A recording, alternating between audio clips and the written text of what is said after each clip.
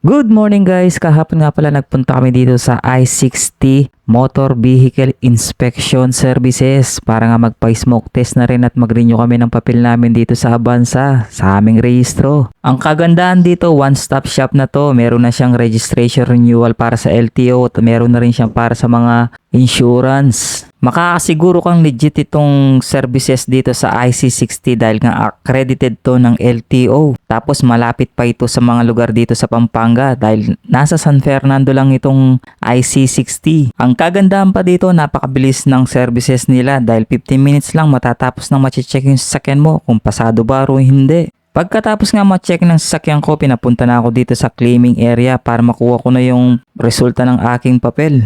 Pag wala naman masyadong tao dito mga kababs, mabilis lang i-release tong papel mo. Dahil 2 to 5 minutes lang, meron ka ng resulta dito sa papel mo at maghihintay ka na lang. At habang hinihintay ko yung resulta mga kababs, tinignan ko muna yung mga facilities at equipment nila dito.